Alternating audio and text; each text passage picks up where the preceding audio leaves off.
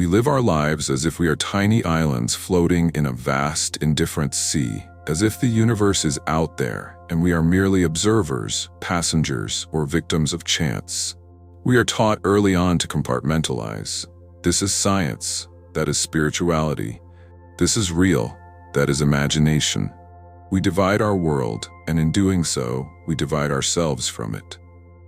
But what if the most profound illusion is the very idea that we are separate from what we seek? This belief, that we are alone in a world that unfolds independently of us, leaves us chasing circumstances, hoping life will eventually deliver what we desire.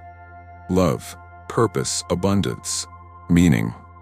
But look closely and you'll notice, most people aren't chasing the thing itself.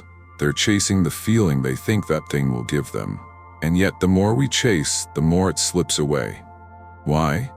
Because we're starting from a premise of lack. We're trying to use an external reality to fill an internal void. Quantum consciousness invites us to look again. It says, you are not just in the universe is in you.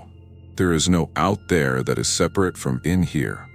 The separation you perceive is a reflection of your internal disconnection from your power, your worthiness, your original wholeness.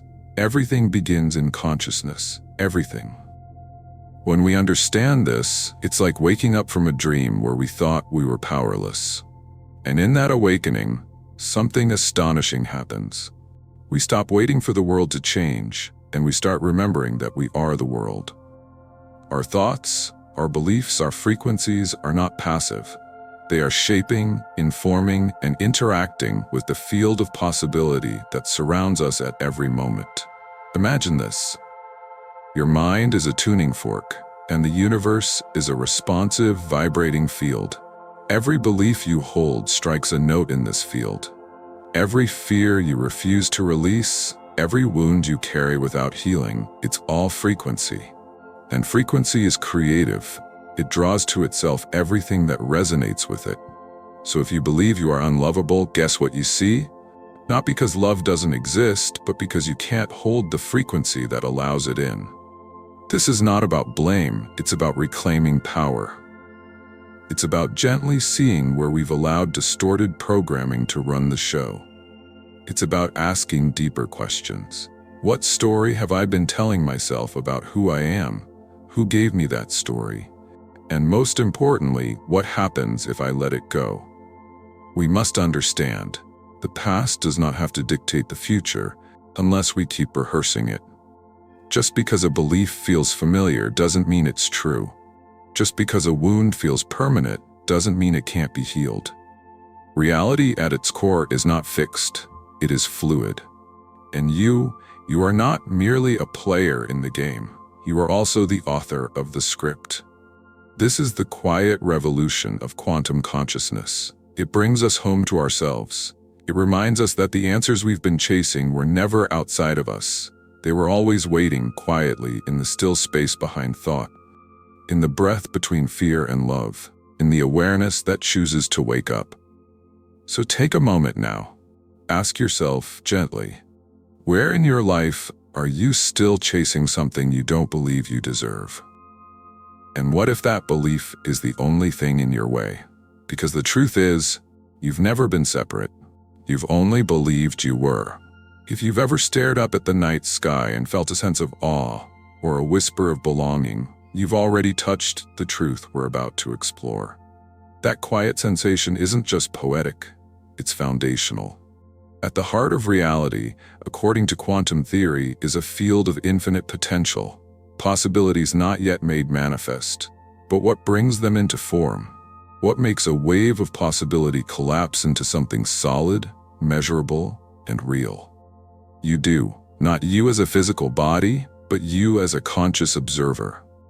Quantum experiments, like the famous double-slit experiment, reveal something astonishing. Particles behave differently when they're being watched.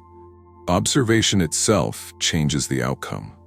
In other words, reality is not just out there waiting to be measured, it is shaped by the very act of being perceived.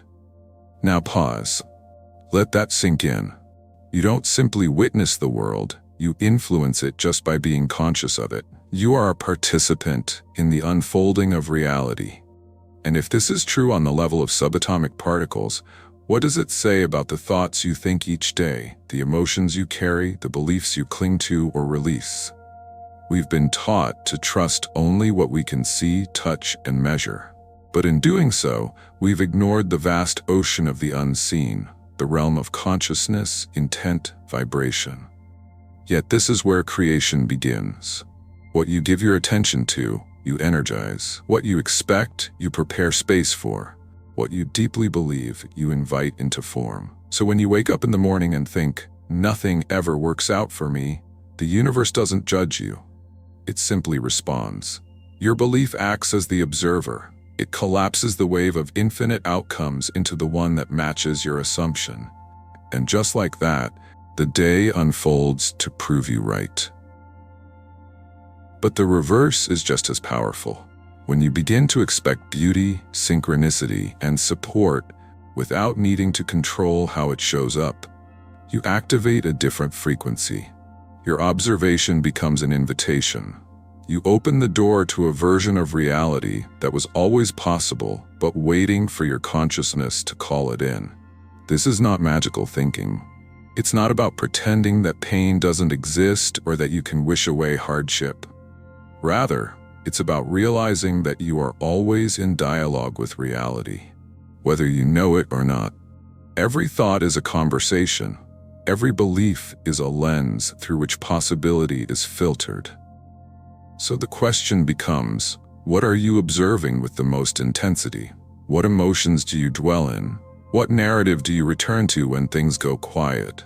Because you are not just looking at life through a window. You are the architect of the window, and the clarity or distortion of that glass determines what you see and what you miss. Think about a person who believes they're unworthy of love. No matter how much affection they're shown, they interpret it as pity, obligation, or manipulation. The love is there, but the observer, their consciousness, filters it out. In this way, belief becomes a self-fulfilling prophecy. We see what we expect to see. We get what we unconsciously ask for. And so the real power lies in changing the observer, not forcing the outside world to shift, but shifting the self that observes it. Begin today with gentle curiosity. Watch your thoughts, not with judgment, but with wonder. Where do they go when you're not steering them? What inner assumptions keep getting repeated like old songs in the background of your mind? Are they empowering or exhausting? What would happen if you became aware of yourself as the observer, not just of the world, but of your own inner landscape? Because that awareness, subtle and quiet as it may seem, is everything. It's the first step to changing not just your mindset, but your whole reality. If consciousness is the observer that shapes reality, then emotion is the frequency that determines the flavor of what you attract. Every thought you think has an energetic signature. Every emotion you feel has a vibration. This isn't abstract poetry. It's the living pulse of the universe moving through you. And like a radio station, your personal energy field is constantly broadcasting. But what is it broadcasting? Most people live reactively. Their internal state is a reflection of outer conditions. When things go well, they feel good. When things go wrong, they spiral. In this model, we become victims of circumstance, waiting for the external world to permission to feel safe, joyful, or worthy. But quantum consciousness flips the script. It invites you to reverse the flow, to cultivate your internal frequency first, and let the external world organize itself around that. Let's be honest, this is easier said than done. We've all been hurt. We carry grief, shame, fear, and doubt in the tissues of our body and the grooves of our brain. Many of us are living not from the present moment, but from the echoes of old pain. So we don't just attract what we want. We attract what we expect, and often what we unconsciously fear. Not because we deserve it, but because energy doesn't lie. The universe is always responding to our most consistent vibration. If you feel unworthy, life will reflect back circumstances that confirm it. not as punishment, but as a mirror. And mirrors don't lie, they reveal. But this is the beautiful secret hiding in plain sight. Once you become aware of what you're broadcasting, you can change the signal. Imagine your consciousness as a lighthouse. When it shines from fear, it attracts chaos and resistance. When it shines from love, even quietly, it becomes a beacon for new possibilities. Emotions are messengers. They're not meant to be denied or bypassed. They are signals telling you what frequency you're living from. And frequency is not about faking positivity, it's about alignment.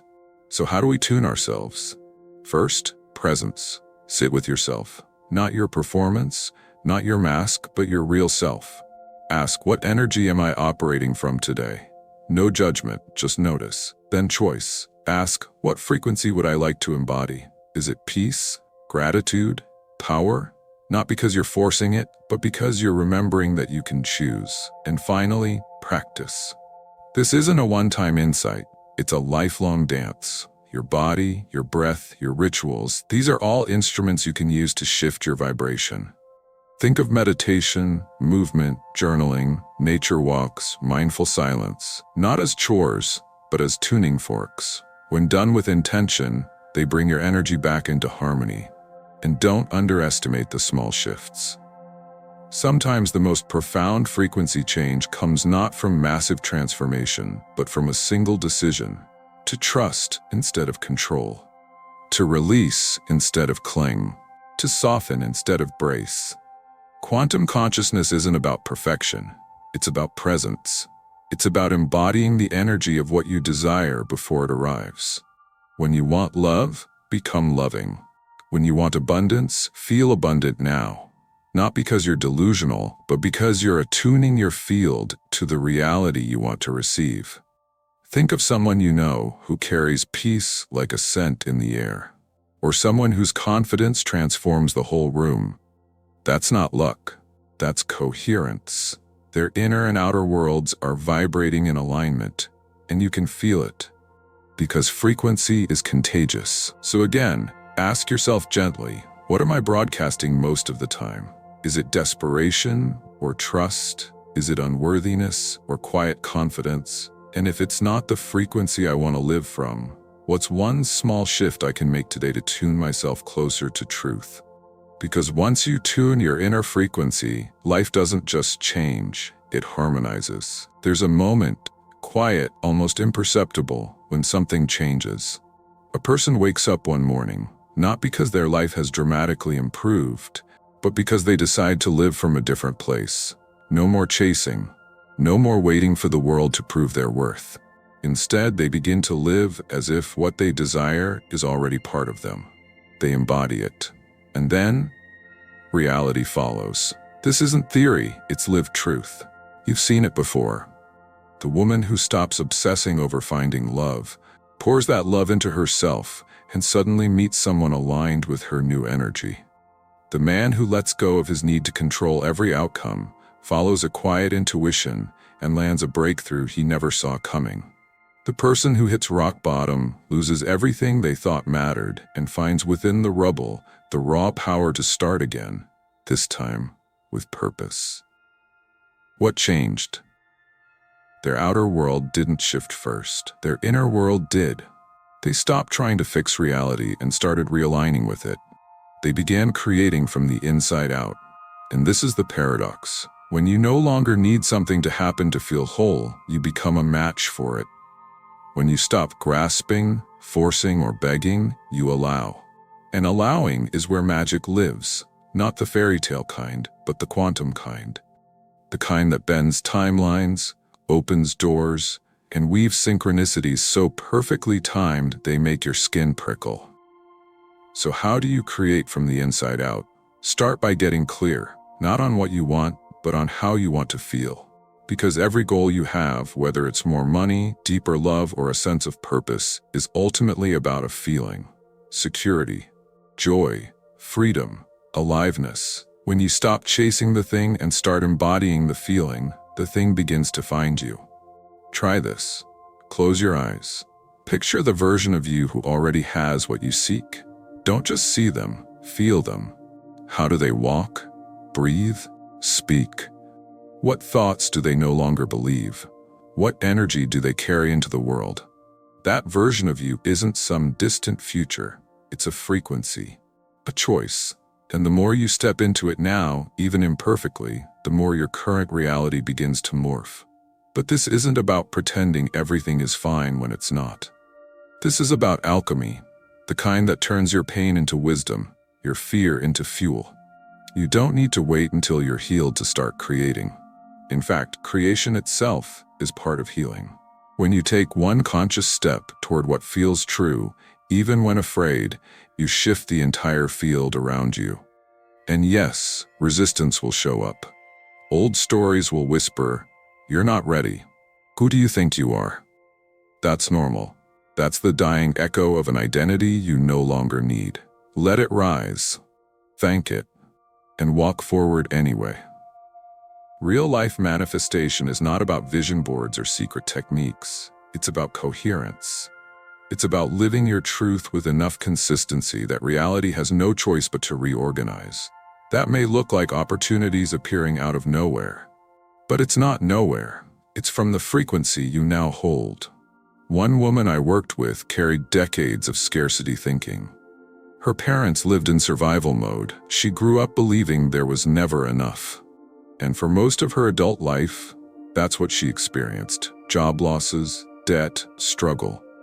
But she decided to rewrite the story. She began embodying abundance, not through spending money she didn't have, but by anchoring gratitude into everything she did. She cooked meals with love. She walked through nature and felt richness in the sunlight, the wind, the birdsong. Slowly, her nervous system changed. Then her habits, then her choices, and soon her bank account followed. Creating from the inside out doesn't mean you never take action. It means your actions are aligned, inspired, flowing from a place of I am, not I hope. It's not hustle, it's resonance. The doors you once had to knock on now open without force. So ask yourself, what would I do differently today if I already believed my reality was shifting in my favor? How would I treat myself? What would I no longer tolerate? And what small act can I take, not to prove my worth, but to embody it? Because the more you show up from your future self, the faster that future becomes your now. At some point on the path, a quiet moment arrives.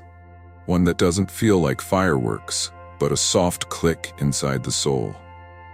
You no longer see life as something happening to you, but something arising through you. You begin to walk differently, not because your circumstances are perfect, but because you understand your role in shaping them. You are no longer the unconscious receiver.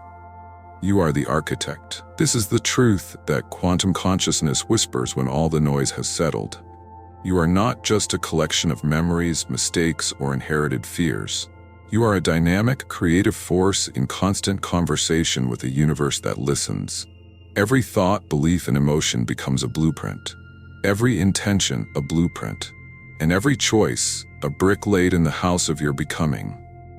But to truly step into this role, to embody it, something has to die. Not your dreams, not your desires, but the small self, the identity you've clung to because it was familiar, even if it was painful. The version of you who doubted, who begged, who believed they weren't enough. That self must be honored, then released. And it's okay to grieve it, because we build our personalities as defenses. We take on roles, masks, wounds. We think we are our trauma, our labels, our limitations. But those are just temporary constructs, outfits we wore to survive. Not the truth of who we are. To become the quantum architect of your life, you must remember the deeper self, the one that existed before the world told you who to be. From that place, manifestation is no longer about manipulation. It's about alignment. It's not about controlling the external world. It's about vibrating so clearly from your truth that the world begins to reflect it back. This doesn't mean the path is always easy. Expansion will stretch you. Growth will challenge the old patterns. Doubt may creep in. But here's the secret. That doubt is not a sign you're failing. It's a sign you're stepping beyond the known. and the unknown is where all miracles live. One man I knew spent decades chasing validation through his job, his relationships, his achievements. He was successful by the world's standards, but hollow inside.